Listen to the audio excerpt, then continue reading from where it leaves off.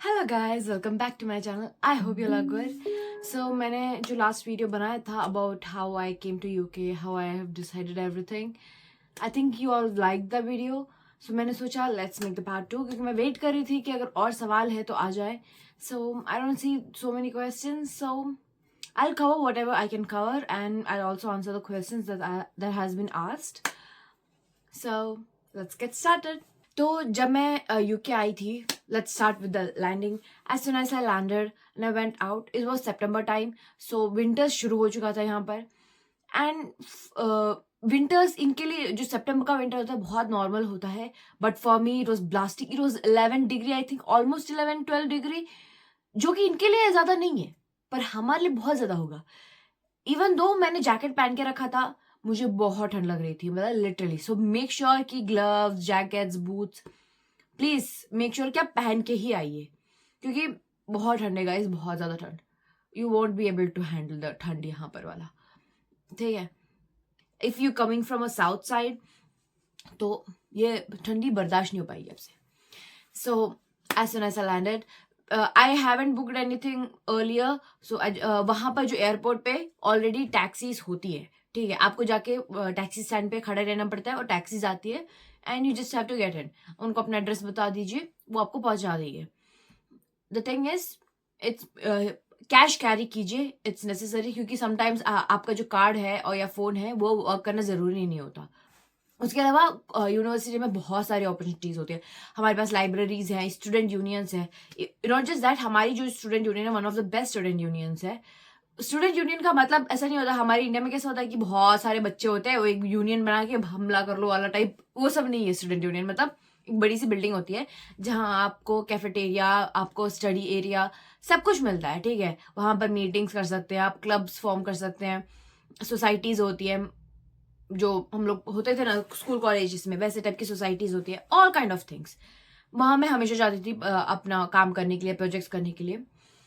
Library में मैं 2 ही बार गई, उसके बाद गई ही नहीं। मतलब लाइब्रेरी जाना इज लाइक मुझसे नहीं हो पाएगा। इवन तो मुझे बुक्स बुक्स बहुत पसंद है, एज यू कैन सी, वो देखो पीछे, वो मेरी बुक्स पढ़ी है, जो आधी मैंने पढ़ी भी नहीं है वैसे, आधी मेरी इंडिया में ही रह गई, मैं 2-3 ही ला पाई यहाँ पर।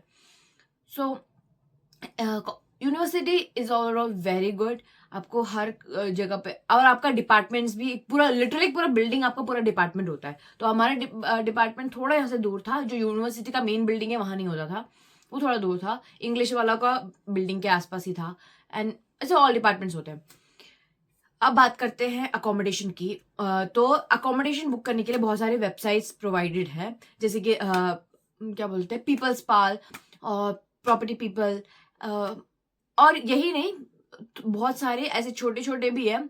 जैसे कि अभी मैंने जो बुक किया वो रेंट अश्योर करके एक कंपनी है, एक एजेंसी है, तो उनके थ्रू मैंने बुक किया था।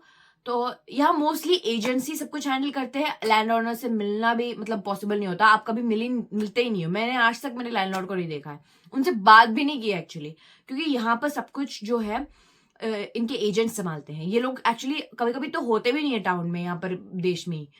तो most of things agents handle करते हैं। इसमें एजेंट्स को आपको कोई कमीशन देना नहीं पड़ता, क्योंकि वो लैंडलॉर्ड का होता है डिपार्टमेंट। आपको जो होता है आपका डिपॉजिट, आपका रेंट और लास्ट मंथ रेंट, तो ये 2 केसेस में होता है। फर्स्ट केस, अगर आपके पास यहाँ कोई गार्डियन है जो आपको आपके लिए वाउच कर सकता है, आपके लिए गारंटी ले सकता है कि आप कोई गड़बड़ नहीं करोगे, जस्ट टू मेक श्योर कि आप कोई गड़बड़ करो तो उस चीज की गारंटी ले सके। तो अगर गारंटी लेने के लिए आपके पास गार्डियन है जो साइन कर सकता है आपके एग्रीमेंट्स पे, तो आपको सिर्फ रेंट और डिपॉजिट देना पड़ता है। एक्चुअली डिपॉजिट भी नहीं देना पड़ता होगा शायद, मुझे जहां तक मुझे याद है सिर्फ रेंट देना पड़ता है। बट नहीं, अगर ऐसा नहीं है तो आपको जो रेंट है, डिपॉजिट है और लास्ट मंथ रेंट है, मतलब 3 पेमेंट्स करने पड़ते हैं, डिपॉजिट, रेंट और last month rent, first month और लास्ट मंथ।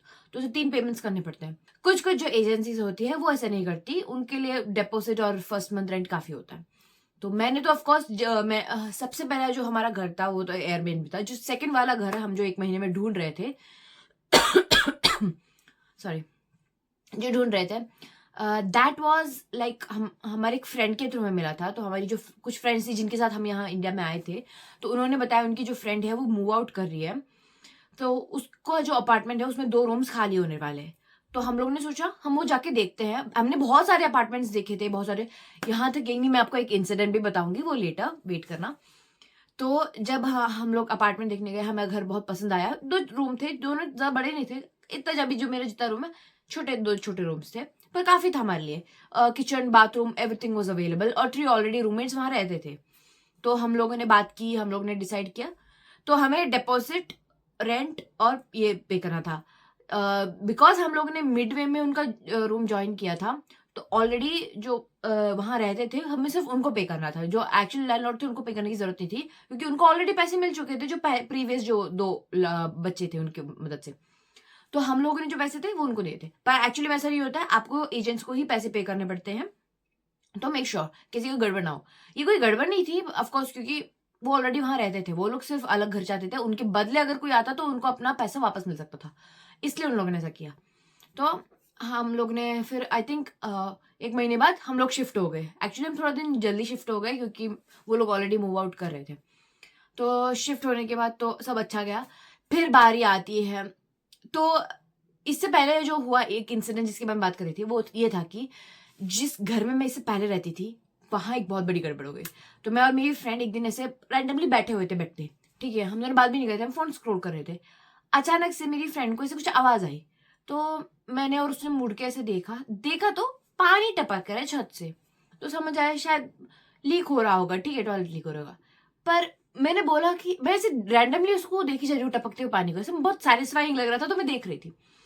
थोड़ी देर में ऐसा लगा कि दीवार में क्रैक हो रहा है, ठीक है? मैंने उसको बोला, "यार ऐसा नहीं लग रहा है क्रैक हो रहा है।" तो उसने बोला, "शायद लग रहा होगा।" फिर हमने थोड़ी देर से घूरा, तो जो वो क्रैक बड़ा होने लगा, पूरा ऐसे दीवार क्रैक हो गया, ठीक है? हम डर गए।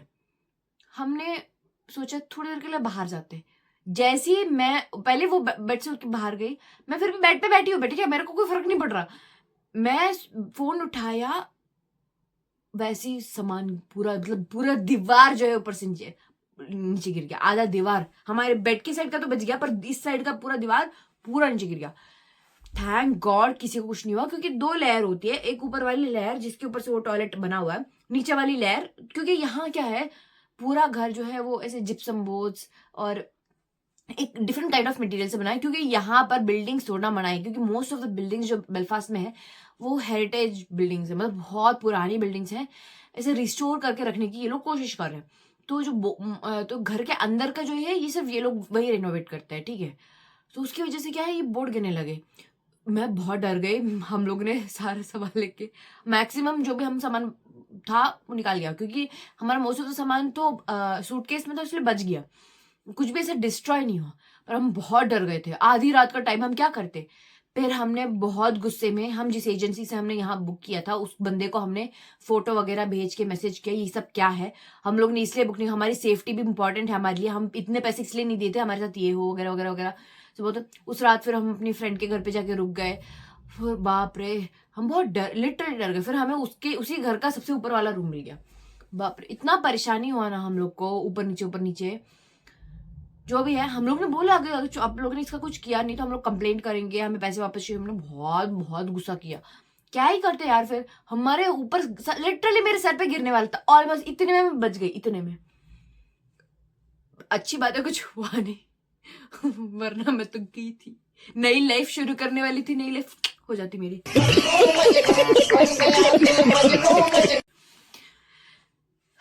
तो यही थी कहानी। तो प्लीज़ आप लोग प्लीज़ वेरीफाई कर लीजिएगा कि सब रेनोवेटेड है कि नहीं। उनसे पूछ लीजिएगा कि आप लोग ने रिसेंटली रेनोवेट किया, या बहुत पहले से रेनोवेशन है, क्या रेनोवेशन होने वाला है। ये सब कंफर्म कीजिएगा, क्योंकि कभी-कभार ये लोग बहुत टाइम लगाते, बहुत दिनों बाद करते हैं, तो फिर घर में ऐसा हो सकता है। और ये सिर्फ इस घर में नहीं, ये सिर्फ बहुत सारे घर से होता रहता है। ये बहुत कॉमन है। तो प्लीज़ मेक श्योर कीजिए। मैं सच बता रही हूँ, यूके आना मेरा बहुत बेस्ट डिसीजन है। यहाँ के लोग बहुत अमेजिंग हैं, बहुत फ्रेंडली है।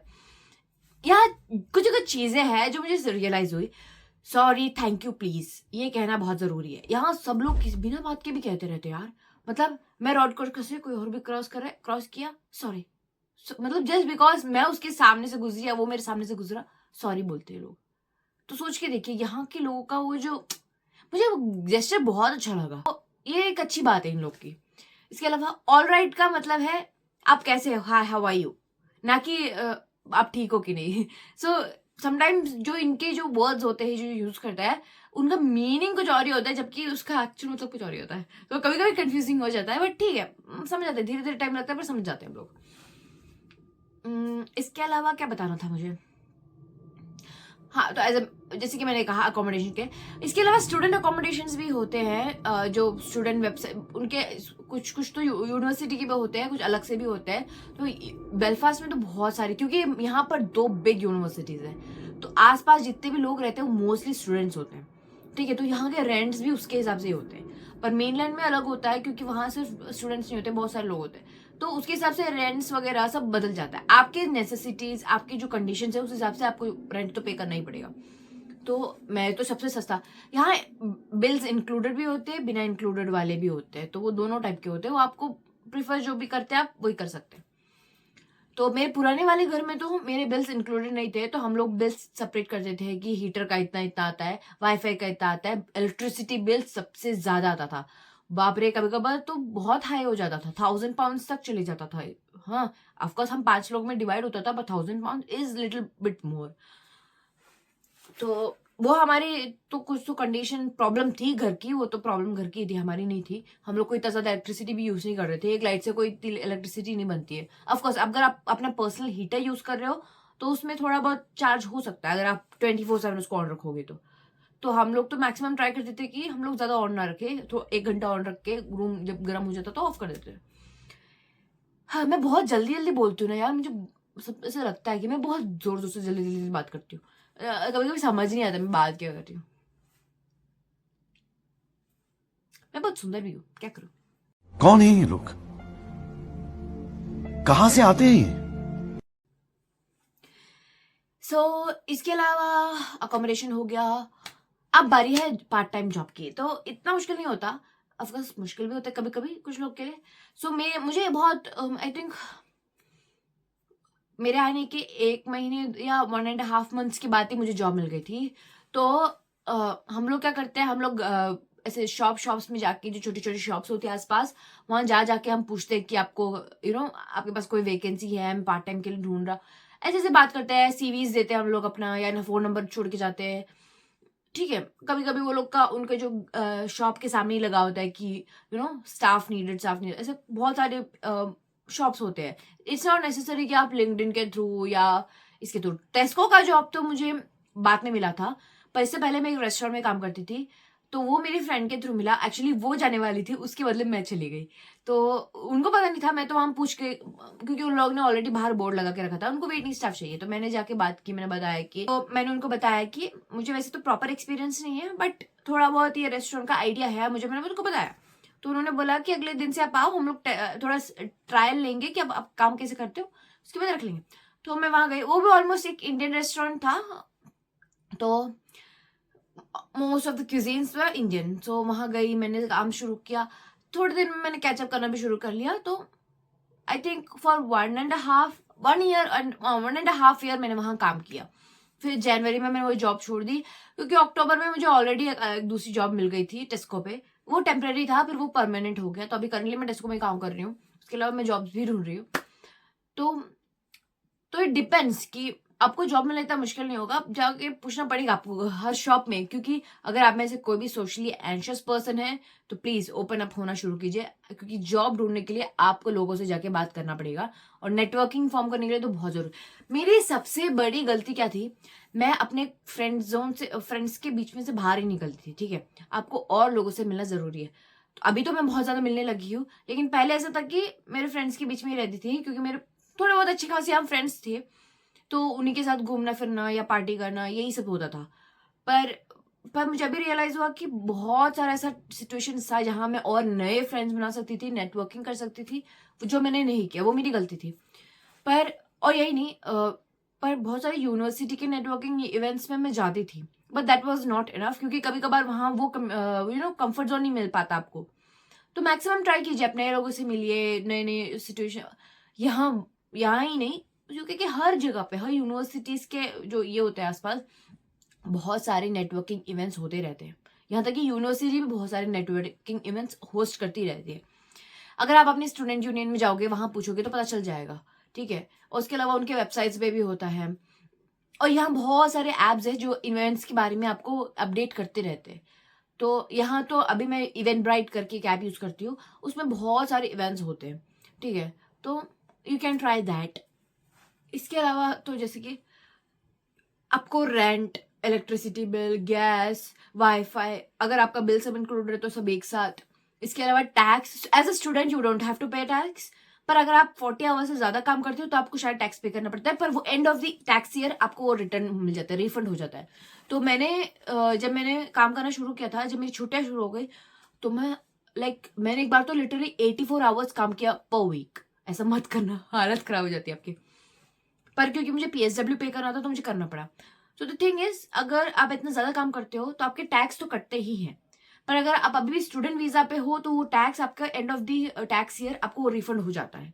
तो उसमें आपको डरने की जरूरत नहीं है, क्योंकि as a student you don't have to pay tax. अगर आप टैक्स पे भी करते हो तो आपको वापस मिल जाएगा। मैं एक ही बात 3 बार बोल चुकी हूँ। इसके अलावा अगर मैं अपनी कुछ मिस्टेक्स बताऊँ तो पहली बात, मुझे पैसे मैनेज करना बिल्कुल नहीं आता, ठीक है। मैं जो भी खर्चा होता है वो सब कर लेती हूँ, उसके बाद जो भी पैसे बचते हैं वो पूरा एक ही बार में खर्च कर देती हूँ। ना मैंने इमरजेंसी फंड सेव करना सीखा अभी तक, ना इन्वेस्ट करती हूँ, ना कुछ करती हूँ। अभी ऑफकोर्स मैंने रिसेंटली करना शुरू किया है, पर मुझे सेविंग्स करना is very difficult for me, मैं बिल्कुल नहीं कर पाती। तो वो मेक श्योर कीजिए आप अपने पैसे अच्छे से मैनेज कर पाए, ठीक है, वो बहुत जरूरी है। इसके अलावा अभी तो मैं टेस्को में एम्प्लॉय हूँ, तो इस वजह से मुझे टेस्को का क्लब कार्ड मिलता है, जो एम्प्लॉयज का होता अलग होता है और कस्टमर्स का अलग होता है, तो हमें एक्स्ट्रा डिस्काउंट मिल जाता है। बट अगर आप कस्टमर भी हो तो यहाँ के जो ग्रोसरी शॉप्स है उनका क्लब कार्ड्स होते हैं, ठीक है, कार्ड होता है जो जिसको स्कैन करने से आपको पॉइंट्स मिलते हैं, जिनको स्कैन करने से आपको सेविंग्स मिलती है, तो आप ऑफकोर्स वो भी यूज कर सकते हैं। ट्रांसपोर्ट के लिए भी कार्ड होता है, most of the things card से ही वर्क करते हैं, ठीक है, उनके लिए अलग अलग कार्ड्स होते हैं। इतने कार्ड्स मैंने अपनी जिंदगी में यूज नहीं किए जितने यहाँ आने के बाद यूज किए। मैं एक बात बताती हूँ, सब कुछ करना, एंजॉय भी करना अपनी लाइफ को। मानती हूँ यहाँ आने के बाद ना आपकी लाइफ थोड़ी और डिफिकल्ट हो जाती है, आपको अकेले सब कुछ मैनेज करना पड़ता है, लाइफ को सब कुछ हैंडल करना पड़ता है, सब कुछ बैलेंस करना पड़ता है, वो भी करना, ऑफकोर्स करना, डेफिनेटली करना, उसके साथ एंजॉय भी करना। मैंने यहाँ आने के बाद अपने फ्रेंड्स के साथ मस्ती की है, बाहर गई हूँ, घूमने गई हूँ, ठीक है, पार्टीज भी की है, सब कुछ किया है। इसके अलावा मैंने पर अपना पढ़ाई पे भी ध्यान दिया है, अच्छे मार्क्स से ग्रेजुएट भी हुई हूँ। हाँ, अपने स्टडीज पे भी ध्यान दिया है, अपनी जॉब्स पे भी ध्यान दिया, तो दोनों ही करना। मोस्ट इम्पॉर्टेंट थिंग, यहाँ आने के बाद सबसे पहले आपका काम एक चीज करना जरूर होगा। As soon as you get your rental agreement, जाके GP रजिस्टर किया, जनरल प्रैक्टिशनर रजिस्टर करना होगा। GP इज लाइक आप किस डॉक्टर के पास जा सकते हो। आप यहाँ रैंडमली किसी भी हॉस्पिटल में नहीं जा सकते until unless it's private hospital. आपको किसी ना किसी, जो भी आपके पास में हॉस्पिटल है। अभी मैं जब यूनिवर्सिटी में थी तो एक यूनिवर्सिटी हेल्थ सेंटर था, मैंने वहां रजिस्टर किया था। तो आपको एज अ स्टूडेंट वहां रजिस्टर करना पड़ता है, ताकि जब भी आपको इमरजेंसीज में वहां लेके जा सके, ठीक है, क्योंकि यहाँ सब कुछ फ्री होता है, लेकिन वो फ्री अगर आपको एक्सेस चाहिए तो आपको रजिस्टर करना इज वेरी इंपॉर्टेंट। तो GP रजिस्टर करना मत भूलिएगा, वो सबसे इंपॉर्टेंट चीज करना है, क्योंकि आप जल्दी बीमार पड़ सकते हो, क्योंकि आप नए शहर में हो, नई जगह पे हो, तो बीमार पड़ना is very common. Indian medicine, most of the Indian medicine यहाँ काम नहीं करते, स्पेशली पैरासिटामोल यहाँ लाने का कोई फायदा नहीं, फिर भी लेके आना, ऑफकोर्स 2-3 एटलीस्ट 1 पैकेट 2 पैकेट लेके आ जाओ। स्टार्टिंग में शायद आपको काम हो, जरूरी हो, क्योंकि बीमार जल्दी पड़ जाते लोग यहाँ पर आने के बाद, पर लॉन्ग टर्म के लिए कोई फायदा नहीं है, क्योंकि मैंने भी पैरासिटामोल भर भर के डब्बा भर के मेडिसिन लाई थी मैं। मोस्ट ऑफ द मेडिसिन मेरे बिल्कुल काम नहीं आए, और यहाँ पर वो ये लोग रैंडमली मेडिसिन नहीं देते। आप जाओगे तो बोलेंगे बिल्कुल भी नहीं, हम ऐसी रैंडमली प्रोवाइड नहीं कर सकते, या तो आपको प्रिस्क्रिप्शन चाहिए हर चीज के लिए, या फिर इसके अलावा जो बेसिक यहाँ का पैरासिटामोल, आइबुप्रोफाइन या फिर और काइंड ऑफ पेन किलर्स जो होते हैं वो आप खरीद सकते हो, वो भी मैक्सिमम 2। जब मैंने टेस्को में काम किया था मुझे पता चला कि आप कोई भी मेडिसिन सिर्फ 2 ही खरीद सकते हो मैक्सिमम, ओवरऑल 2 ही। लोगों का मरने का डर होता होगा शायद, मुझे नहीं पता, जो भी है। ओके, सो दिस इज है। इसके अलावा खाने में कंट्रोल, मेरी प्रॉब्लम है, मुझे मीठा खाना बहुत पसंद है, ठीक है। जब इंडिया में थी तो मेरे घर वाले पैसे देते थे तो ऑफकोर्स कंट्रोल में खिलाते थे, उनको पता था ज्यादा खाऊंगी तो मोटी हो जाऊंगी, या मेरी हेल्थ खराब हो जाएगी, या मैं बहुत ज्यादा शुगर खा लूंगी, तो वो लोग उसके हिसाब से देते हैं। तो घर वालों के रहने के साथ एक एडवांटेज ये था कि मैं बिल्कुल उतना ही खाती थी जितना जरूरी है।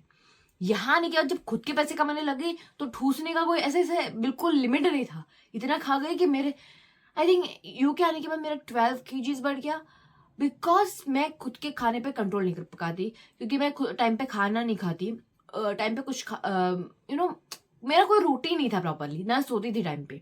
अभी इंडिया से जब मैं इंडिया गई थी उसके बाद वापस आई तब मेरा रूटीन प्रॉपर नॉर्मल हुआ, बट उससे पहले तक मैं रात के 3 बजे तक उठी रहती थी, कभी कभी तो सोती ही नहीं थी। तो मेक श्योर कि आपका जो स्लीप साइकिल है और आपका जो ईटिंग रूटीन है वो खराब ना हो यहाँ आने के बाद, क्योंकि मेरा हो गया, उसकी वजह से मेरी हेल्थ बहुत ये हो गई थी। So this is it.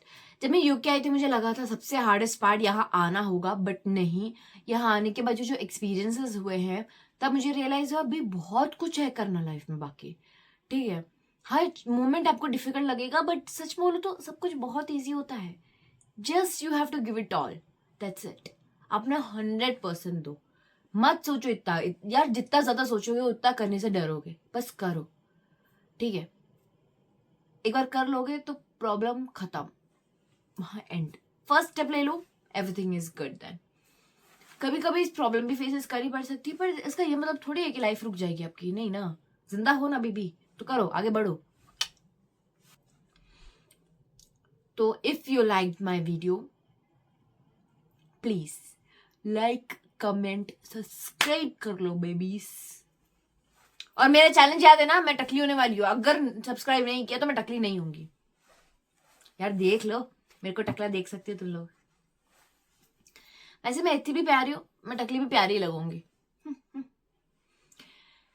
तो जैसे कि मैंने कहा, सब्सक्राइब करके जाना, ओके।